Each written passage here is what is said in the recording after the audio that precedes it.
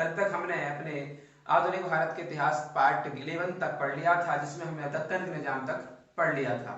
आइए दोस्तों कंटिन्यू करते हैं। आज हम आधुनिक भारत के इतिहास पार्ट 12 में हम पढ़ रहे थे भारत में नवीन राज्यों का उदय और दक्कन निजाम हमने कल पढ़ लिया था। आज हमारा टॉपिक है राजपूत राज। दोस्तों 1707 में जब औरंगजेब की मृत्यु हो जाती है तो याद रहे मुगल साम्राज्य कमजोर होने लगता है, और ये भी याद रहे कि इसी औरंगजेब की नीतियों से सारे के सारे राजपूत असंतुष्ट थे, और जैसे ही औरंगजेब की मृत्यु होती है राजपूत ने अपने आप को स्वतंत्र घोषित कर दिया था। दोस्तों प्रमुख राज जान लेते हैं। इनमें से जो मेवाड़ के राजा थे उस समय वो राणा थे। मेवाड़ था, चित्तौड़ को कहा जाता था।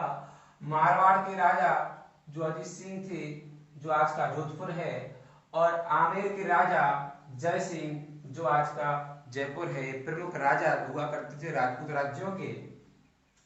दोस्तों कहानी यहाँ शुरू होती है कि जो 1707 में अजीत सिंह ने औरंगजेब की मृत्यु के बाद खुद को स्वतंत्र घोषित किया, तो 1708 में मुगल शासक बहादुर शाह प्रथम और अजीत सिंह के बीच मेड़ता का युद्ध होता है, और मेड़ता के युद्ध में अजीत सिंह फिर से हार जाते हैं और पुनः गुलाम बना लिए जाते हैं।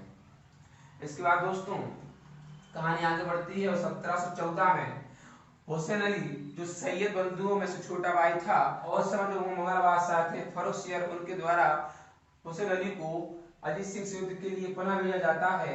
इसमें अजीत सिंह की फिर से हार हो जाती है, और हार के ही साथ अजीत सिंह की पुत्री की शादी फर्रुखसियर से करवा दी जाती है, और फिर युद्ध सिस्टम बंद हो जाता है।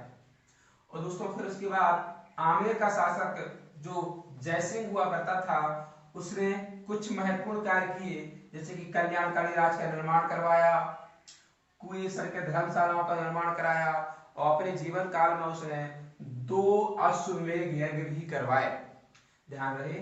और इस अश्वमेध यज्ञ कराने के बाद 1688 से 1743 तक जय सिंह का अधिकार दिल्ली से पश्चिम में 100 मील से दक्षिण में पश्चिमी घाट तक हो गया था।